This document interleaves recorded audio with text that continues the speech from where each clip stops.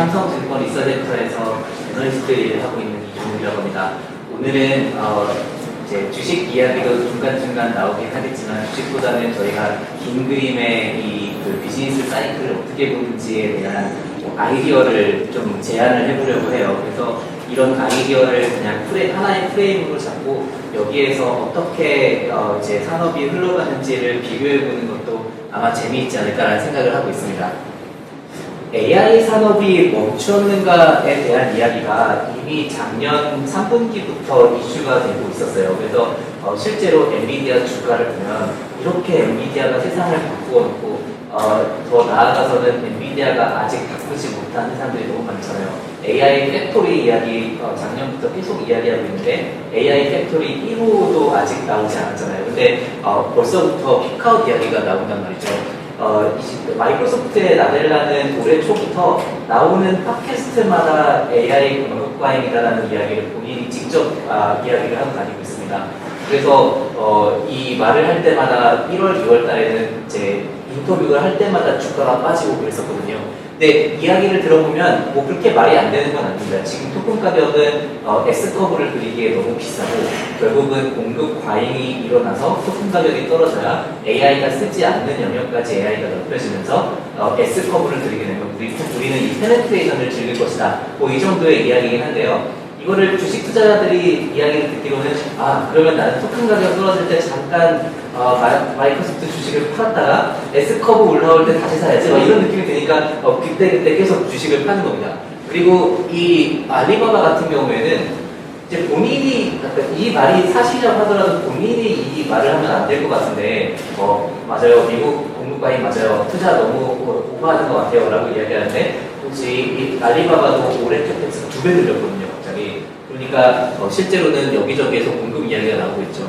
작년 3분기 때부터 이미 그런 이슈가 되었었는데 이 둘은 전략적으로 공급 과잉은 클라우드 업체들이 필연적으로 가져가야 될 전략이다. 이런 식으로 이야기를 하거든요. 그러니까 미래에 그 데이터 센터가 얼마나 필요할지는 모르겠지만 데이터 센터를 예측할 수가 없다면 생각보다 조금 투자해가지고 경쟁 밀려서 망하는 것보다는 생각보다 많이 투자해가지고 돈 낭비하는 것이 생존에는 조금 더 유리한 게임 아니겠느냐. 이게 이제 구글의 입장이고요. 이거 말한 날 구글 주가 8% 빠졌습니다.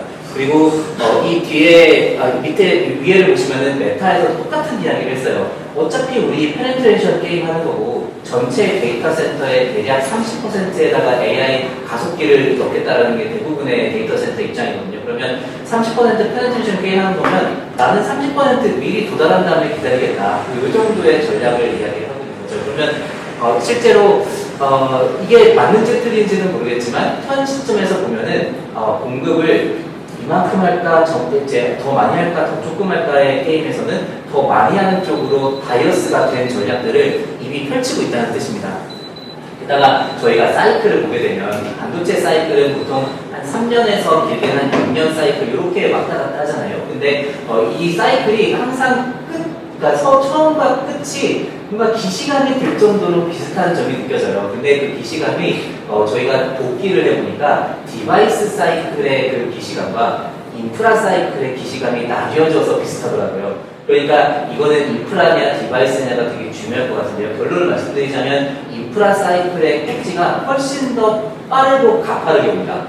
이게 왜냐하면 이 인프라 사이클이 한참 올라갈 때에는 이 올라가는 수요 중에 필연적으로 가수요가 섞여요. 이 가수요가 좋다 나쁘다를 떠나서 가수요가 안 섞이면 이건 디바이스 사이클이 그러니까 인프라 사이클이라고 볼 수가 없고 오히려 디바이스 사이클에 가까운 사이클입니다. 이게 무슨 뜻이냐면 예를 들면 디바이스 사이클의 좋은 예가 2010년도에 아이폰을 밤새 줄 서서 기다려서 사던 시절이 있었죠. 그리고 아이폰 한 번 사려고 하면 외국에서 사기도 하고 6개월 기다리기도 하고 근데 그때 밤새서 샀는데 가정을 해볼게요.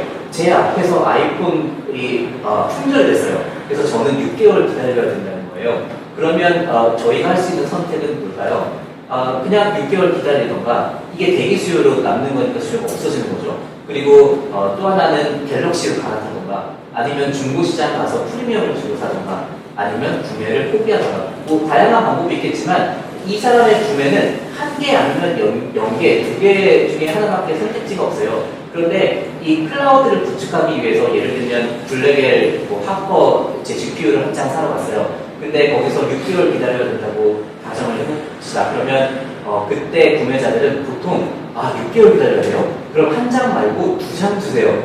이렇게 구매를 하고 있다니까요. 왜냐하면 생각해보면 디바이스는 대부분이 다 교체 주기 사이클과 관련된 거고요. 인프라는 페네트레이션 게임과 관련된 거예요. 그러니까 자기는 기업으로서, 기업 구매자로서 이 회사가 달성해야 될 중장기 목표들이 있단 말이죠. 그런데 이 중장기 목표의 1년차를 미스했으면 2년차는 1년차 것까지 해야 되는 거예요. 게다가 6개월 기다려야 된다고 했으면 6개월 뒤에도 저희 GPU 필요하잖아요. 그러면 6개월 뒤에 필요한 GPU는 언제 예약을 해야 될까요? 그러니까 6개월 뒤까지 하는 겁니다. 근데 이게 이제 마지막에는 후폭풍이 나오는 게 뭐냐면 이 타임이 나중에는 결국에는 점점 짧아지게 마련이거든요.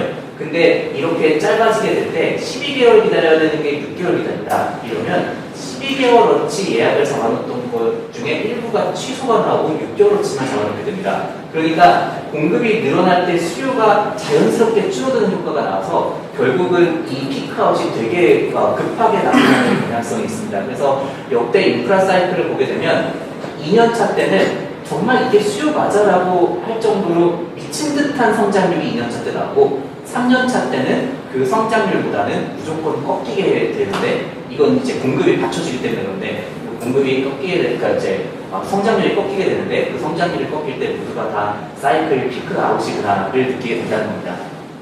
그런 2년차에 대한 이야기고요. 그런 관점에서 저희가 이 왼쪽 좌표를 한번 다시 볼 필요가 있을 것 같아요. 이 왼쪽 좌표는 뭐냐면 클라우드 업체 대표적인 거 7개를 모아다가 그들의 연간 캐펙스, 연간 그 반도체와 건물 투자를 얼마나 하느냐를 본 건데요. 여기 보면 뭐 아마존, 마이크로소프트, 알파벳, 메타 이런 식으로 다 들어가 있는 거고요.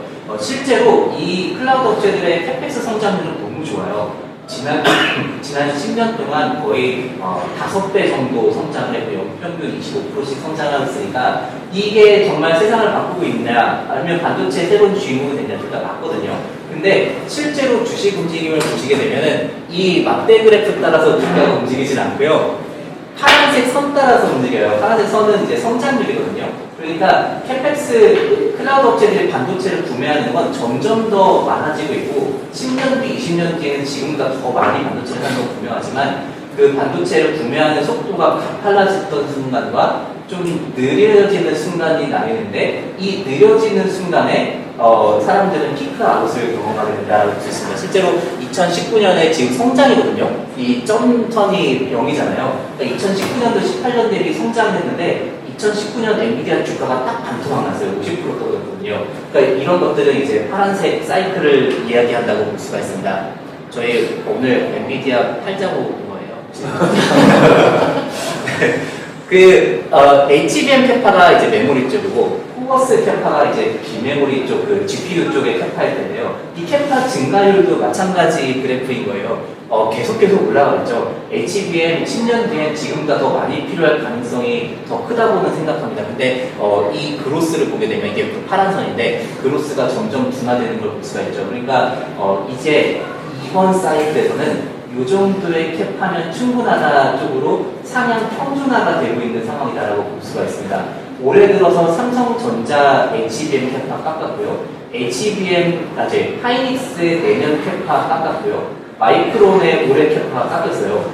그리고 이거는 거친 루머로 판명이 났지만 TSMC의 그 코어스 캐파가 하향 조정된다는 루머 때문에 5월, 6월 달에 한참 고생을 했었거든요.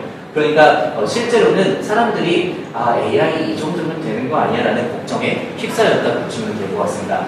물론 변수는 있어요.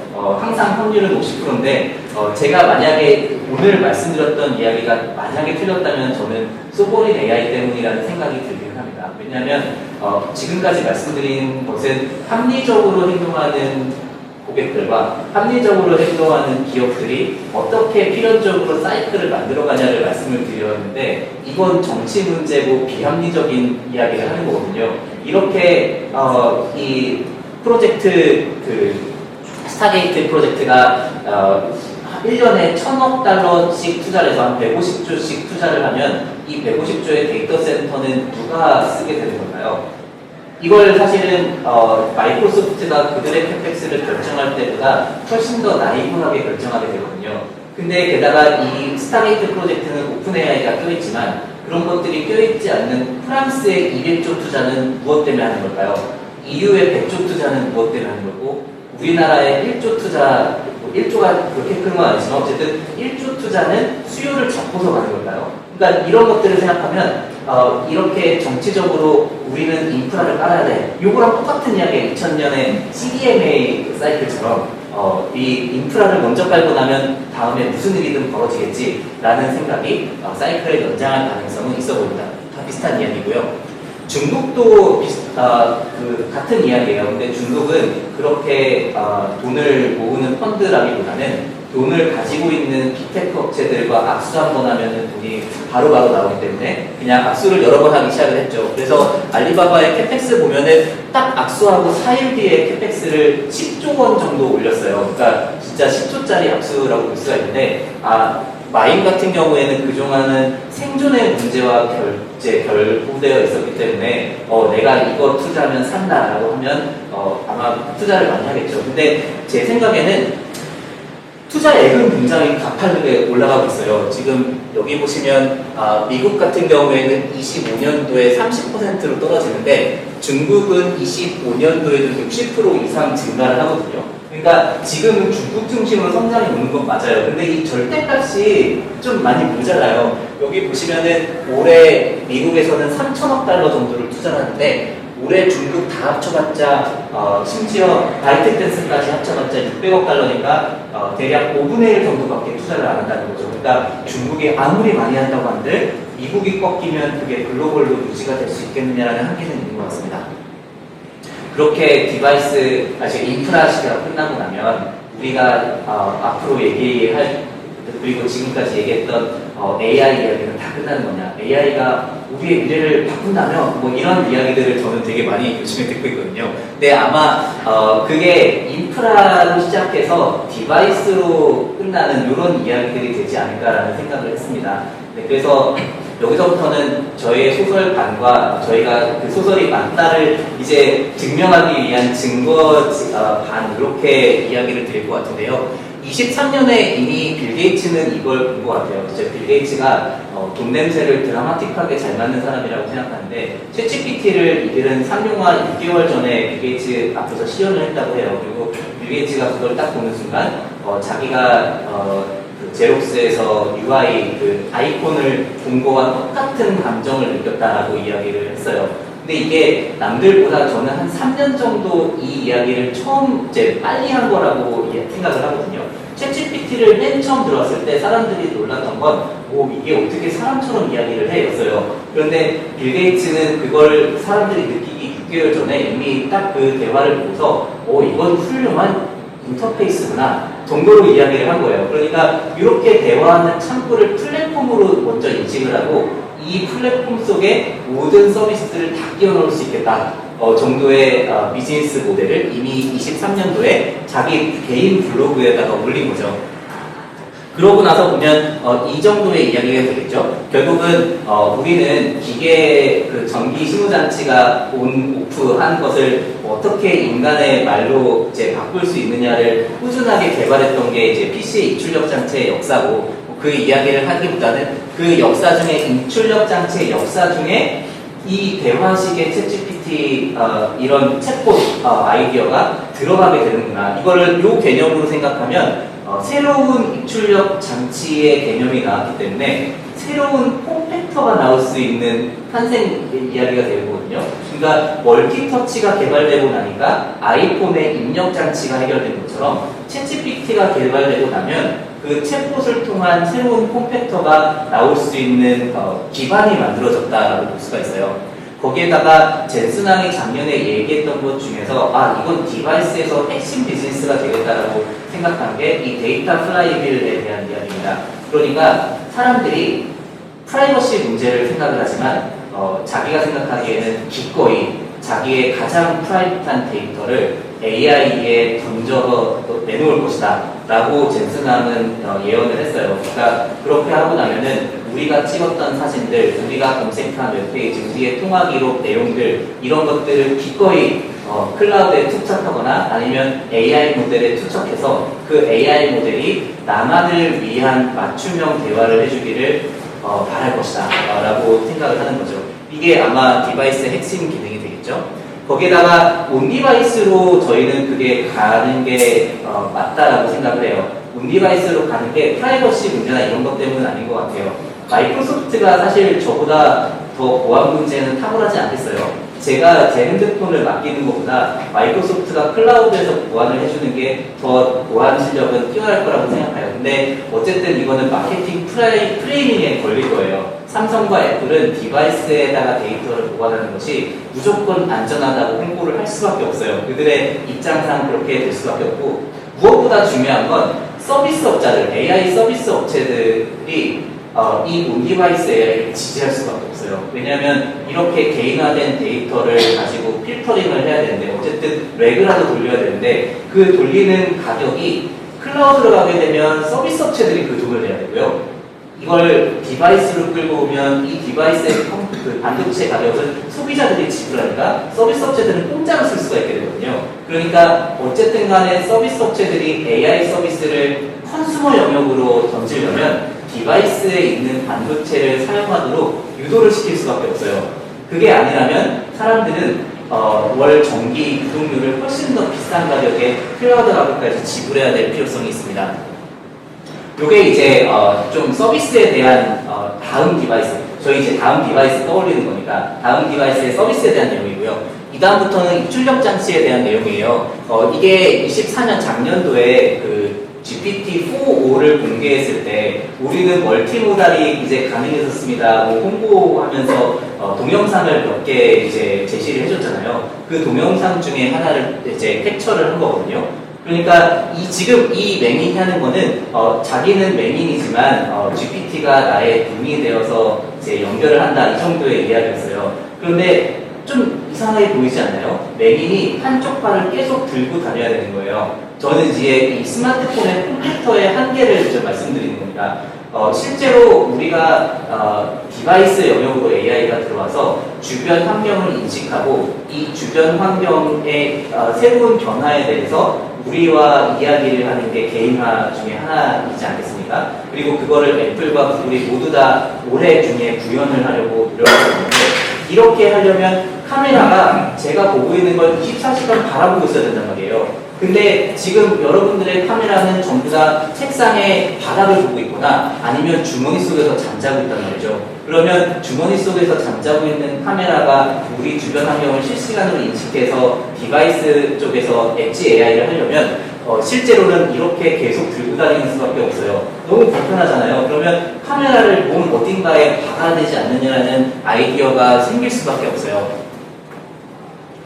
근데 이제 카메라에 박는 문제는 이런 문제들이 좀 펼쳐지더라고요. 이 비전 프로를 나왔을 때 도대체 이 비전 프로가 왜 이렇게 좀 구형의 모델이 될 수밖에 없었느냐를 계속 인터뷰를 해보면 대부분이 지연 속도와 관련된 이야기를 하시더라고요. 그러니까 이 디스플레이를 이 실제 화면에다가 앵커링을 잡고 싶은데, 그래서 우리가 고개를 이리저리 흔들려도 가상의 컵은 똑같이 책상 위에 놓여있기를 바라는데, 그렇게 하려면은 디스플레이가 지연 속도가 굉장히 작아야 되거든요. 거기에다가 카메라가 그거를 수집한 뒤에 카메라를 주변 환경과 앵커링을 잡는 계산을 하고 그 계산을 디스플레이에다 실시간으로 뿌려줘야 되는데, 이런 것들이 이제 조금이라는 거리가 떨어져도 지연 속도가 사람이 느낄 만큼 크다는 거예요. 그러니까 우리는 디스플레이를 24시간 내내 봐야겠고, 그 다음에 카메라를 어딘가에 달아야겠고, 카메라와 디스플레이를 계산해주는 반도체는 그 옆에다 갖다 붙여야 되고, 그러니까 우리 코끝에다가 반도체도 걸고 디스플레이도 걸고 카메라도 걸어야 되는 이상한 형태가 되는 좀 문제가 있어서 그거를 해결해야 될 필요가 있습니다.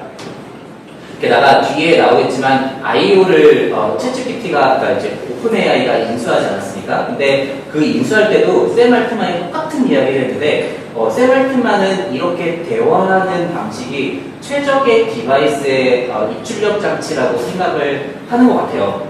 그리고 23회에도 똑같은 이야기를 했었는데, 근데 이게 서양인의 감성으로는, 특히 미국인의 감성으로는 맞는 이야기인 것 같은데, 동양인의 감성으로는 뭔가 기계와 혼잣말을 하는 것 자체가 그렇게 좋아 보이지도 않고, 그러면 지하철 안에서 기계랑 대화를 하려면 어떻게 해야 되는 것이냐, 뭐 이런 생각도 들기도 하고요. 그러니까 실제로 그러니까 이제 음성으로 하는 인터페이스만 가지고 있는 디바이스가 옳은 것이냐, 이런 생각도 들기는 합니다. 그래서 그 아이오의 디바이스가 사실 저는 좀 걱정되는 점도 있어요. 게다가 그 반도체도 바뀌어야 되는 면이 있거든요. 뭐 이거는 간단하게만 설명을 드리자면 결국은 속도에 집착을 해가지고 커스텀 반도체 쪽으로 갈 것이냐, 아니면 코스트에 집착을 해가지고 범용 반도체 쪽으로 갈 것이냐, 그리고 그 안에서 어디를 찍어야 최적화된 베이직이 나올 수 있을 것이냐의 문제가 하나가 더 있고요. 그다음에 두 번째로는 거기에 들어가는 메모리가 이제 클라우드 입장에서 보면은 전력 관리가 그렇게 필요가 없으니까 전력을 크게 인가를 해서 밴드위스에 극단적으로 높인 HBM을 그냥 쓰고 있지만, 그 HBM을 모바일 쪽으로 끌려와서 하이 밴드위스를 모바일에서 구현하기 위한 새로운 반도체 영역, 뭐 예를 들면 I/O 개수를 뭐 2배, 3배 늘리는 이런 방식이 언제 개발될 수 있을까? 뭐 이 정도의 이슈가 하나 더 있다고 생각합니다. 지금 미디어텍이 개발하고 있는 로드맵이나 아니면 하이닉스나 삼성전자가 애플의 과제를 받아서 이런 하이 밴드위스 모바일용 메모리를 개발하는 그 프로젝트들을 보면은 전부 다 이 로드맵이 27년을 향해 있어요. 그러니까 대략 27년이 되면은 적어도 반도체와 관련된 브렉스루는 저희가 목격할 수 있다, 이 생각은 좀 들더라고요. 네, 그리고 작년부터 이제 새로운 이런 인터페이스가 나왔으니 거기에 맞춰서 새로운 폼팩터에 대한 이제 고민들이 여기저기서 나오는 것 같아요. 그 폼팩터의 고민 중에 가장 유명한 사례 두 개를 가져온 건데요. 왼쪽은 실패 사례, 오른쪽은 성공까지는 아니지만 그래도 현재 진행형인 사례 정도라고 볼 수가 있습니다. 근데 왼쪽이 제 생각에는 조금 더 창의적인 것 같아요. 그러니까 예를 들면 저희가 눈앞에 24시간 제가 보고 있는 방향을 카메라가 지켜보는 디바이스가 필요하다고 했지 않습니까? 그래서 실제로 가슴에다가 클립 형태로 뽑아놓은 뒤에 카메라를 24시간 전방 주시를 할 수 있는 마치 뭐 경찰의 액션캠 같은 디바이스를 컨슈머 영역으로 놓은 거죠. 그 다음에 디스플레이를 이렇게 하면 잡을 수 있는 방법이 없으니까 손바닥을 이제 누르면, 손바닥을 벌리면 그거를 카메라가 캐치해서 거기다가 이제 저희 프로젝션으로 쏴준다, 뭐 이 정도의 개념으로 가지고 왔는데 그 중간에 있는 반도체를 어떻게 또는 시스템을 어떻게 운영할 것인가에 대한 아이디어가 전혀 없었고, 이거의 개발자 자체가 애플에서 입출력 장치를 담당하던 임원이 나와서 창업한 회사예요. 그러니까 이 정도의 컨셉을 제시했다 정도로 끝났고요.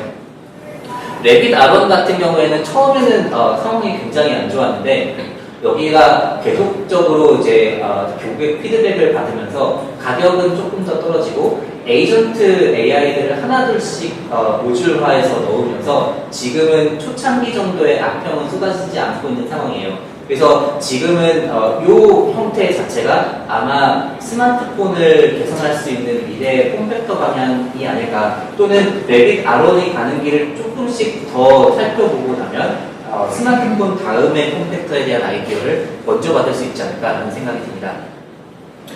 그리고 나서 이걸 보면은 이제 이 디바이스가 AI와 얼마나 궁합이 잘 맞는지를 느끼실 수가 있지 않을까라는 생각이 들어요. 제가 보고 있는 이 환경 변화를 안경이 실시간으로 캐치를 하고 안경과 대화를 하고, 그 다음에 디스플레이를 통해서 이제 사람들과 소통하는 스마트폰 다음의 폼팩터 중에 하나로서 이제 이걸 생각하고 있는 거고, 이게 26년 말에 나온다고 했으니까 26년 말에 되면은 AI를 메타가 어떻게 생각하는지를 일반 소비자들도 느낄 수가 있다고 생각합니다.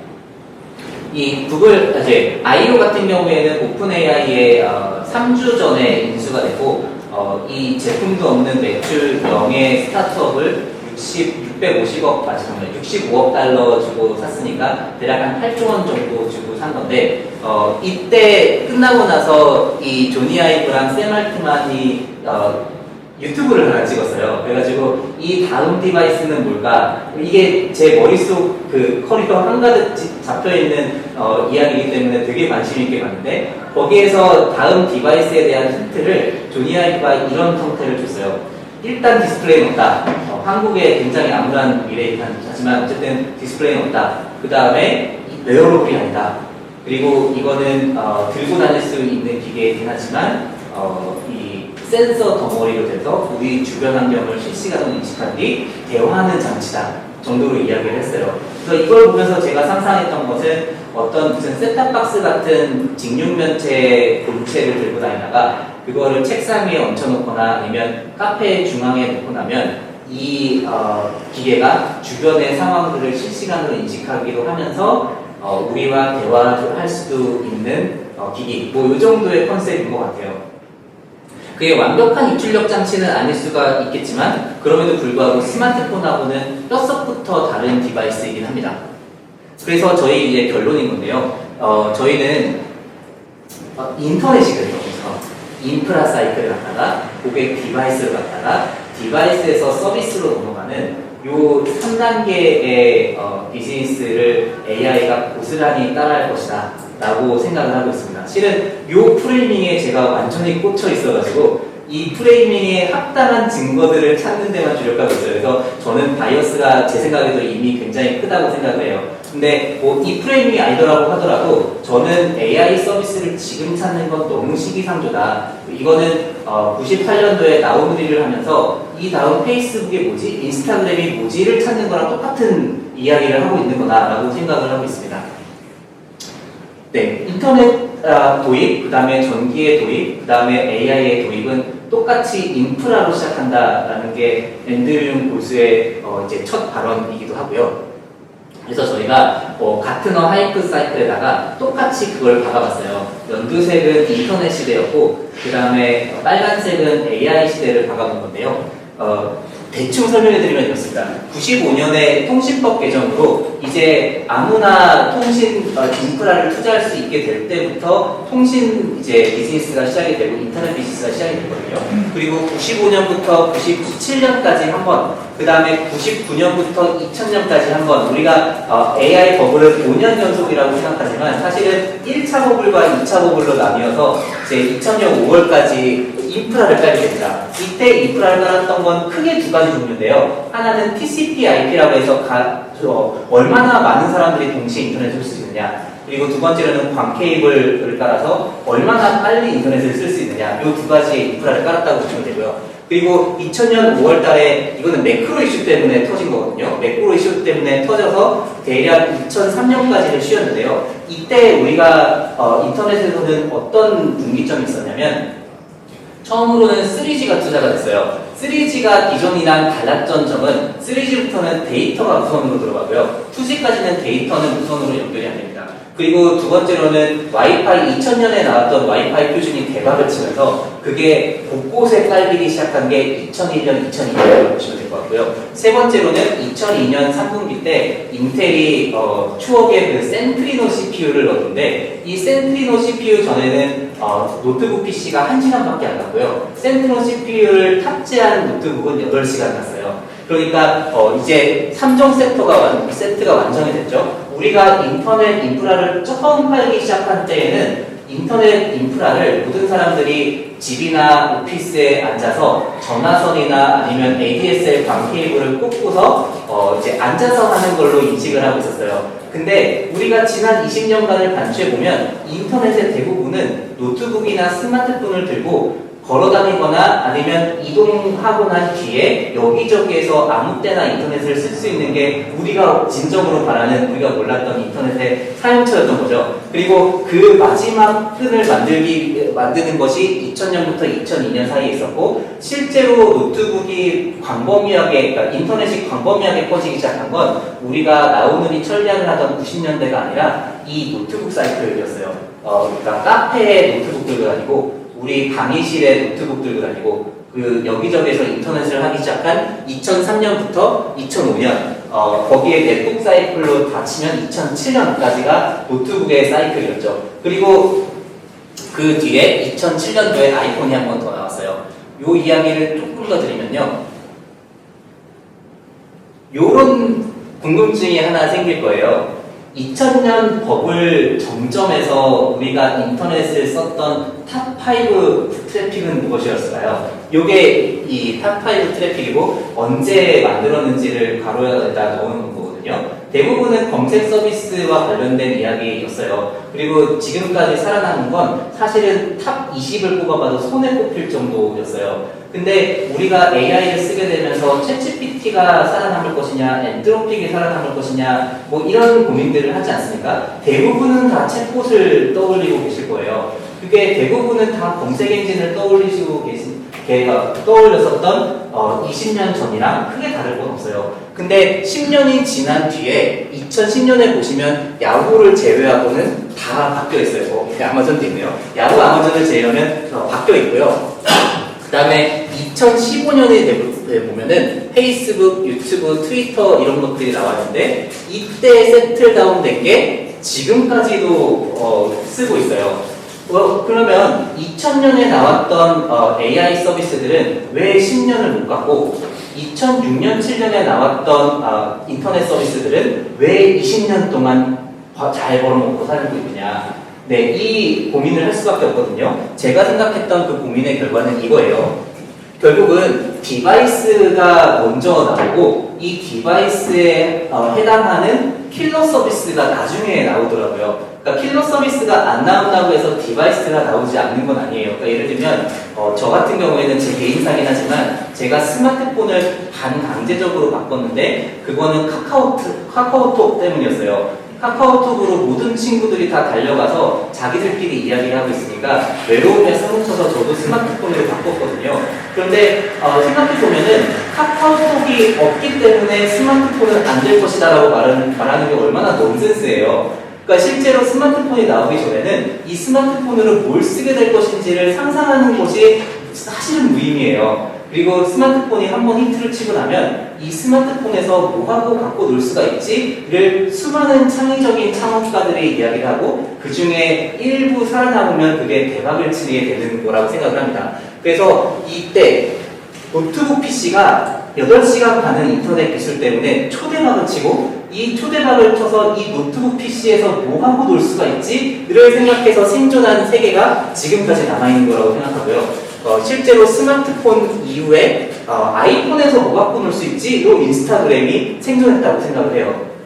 그리고 이렇게 노트북과 스마트폰을 아직까지도 쓰고 있잖아요. 그러니까 여기에 있는 서비스들은 저희가 아직까지도 쓰고 있는 겁니다. 그러니까 우리가 이걸 바탕으로 생각해보면 저희는 대략 27년 정도에는 디바이스가 나올 거라고 생각을 하거든요. 네, 이 이야기를 드리는 건데요.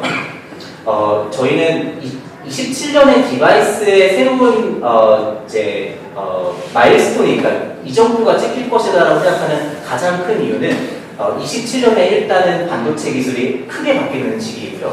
두 번째로는 메타의 그 프로젝트 오라이온이 26년 말, 그 다음에 구글의 무한이 27년 초, 그 다음에 애플의 AR 글래스가 27년. 그 다음에 애플이 아이폰에다가 AI를 때려박는다고 했을 때 그 최종 타겟이 20주년 아이폰이 나오는 27년.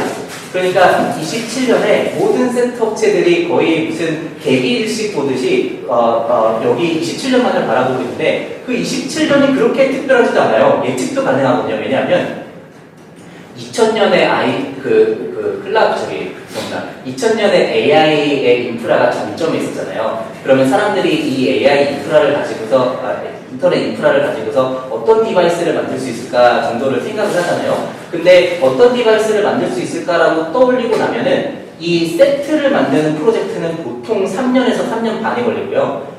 반도체를 개발하는 사이클은 보통 2년 반에서 3년 정도가 걸리거든요. 그러니까 이 인프라의 정점에서 우리가 이걸로 뭘 벌어먹고 살아야겠다라고 탁 내놓으면 3년 뒤인 거예요. 이건 너무 당연한 이야기예요. 그리고 스마트폰도 마찬가지예요. 아이폰이 2016년에 그 비화가 공개가 됐잖아요. 그게 프로젝트 퍼플이라는 애플 내부의 이제 프로젝트가 있었는데 그 프로젝트가 언제 생겼냐면 2004년에 생겼어요. 2004년에 노트북을 보고서 노트북이 너무 뜨고 있는데 스티브 잡스는 노트북이 마음에 안 들었던 거죠. 그래서 노트북을 해결할 수 있는 새로운 컴퓨터를 만들어라 해가지고 태블릿 프로젝트 하나, 스마트폰 프로젝트 하나 만들어서 태블릿 프로젝트는 2년차 때 캔슬이 되고 스마트폰 프로젝트만 남아가지고 딱 나왔는데 그게 2007년이잖아요. 3년 걸렸잖아요. 그러니까 이 사이클의 정점에서는 다음 사이클로 가는 프로젝트들이 여기저기서 생기고 그렇게 되면 생존 확률이 높아지기 때문에 다음 사이클에 세틀다운이 된다고 보여집니다. 그러니까 2004년에 모두가 챗GPT를 보고서 영감을 걸렸을 거고요. 전 세계의 다양한 곳에서 이 챗봇을 가지고서 내가 할 수 있는 장점은 어떤 걸 살릴 수 있을까를 계획했을 거고요. 그러면 2004년 플러스 3년 전후에서 2007년도에는 대부분이 그거에 대한 결과물을 갖고 온다는 겁니다. 그러니까 2007년 정도가 되면은 요게 이제 나오기 시작하는데요. 요 두 번째 게 이제 세 번째 게 나오기 시작하는데요.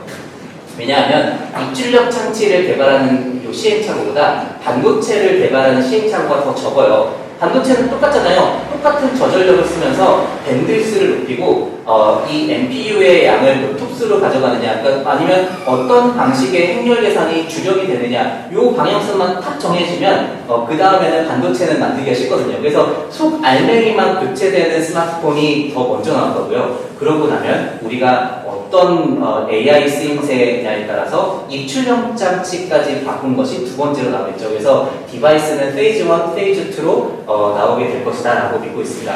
이제 정확하게 인터넷에서 주어만 바꾼 이야기를 저희가 말씀을 드린 거고요. 그래서 저희는 엔비디아 이제 집착 안 하셔도 될 것 같아요.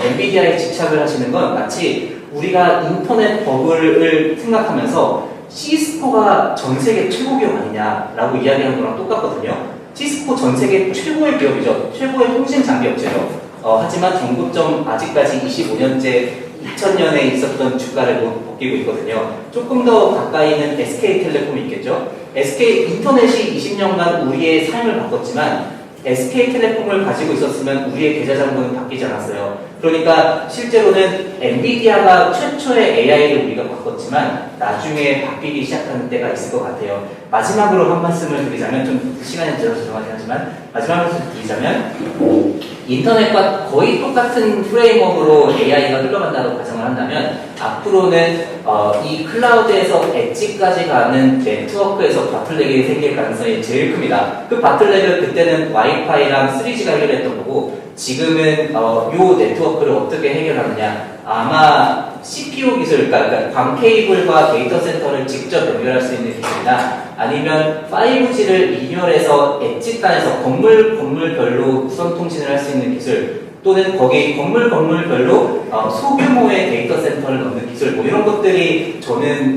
단기간에는 좋을 것 같고요. 이랬을 때 전 세계의 가장 대상주라고 하면 브로드컴이 아닐까라는 생각을 하고 있습니다. 그리고 나면 27년부터는 이게 메인 디시예요. 이제 디바이스의 장이 열리는데 이 디바이스 장에 처음으로 뛰어든 게 오픈 AI인 거고요. 그 다음에 기존 강자들, 애플, 그 다음에 뛰어들려고 노력했던 메타, 그 다음에 우리도 엣지하라고 주장을 할 게 뻔한 테슬라, 그 다음에 구글의 강제로 떠밀려서 무대에 서게 된 삼성전자, 이런 데가 아마 27년에 주력 이제 종목들이 되지 않을까를 생각하고 있습니다. 네, 이상입니다.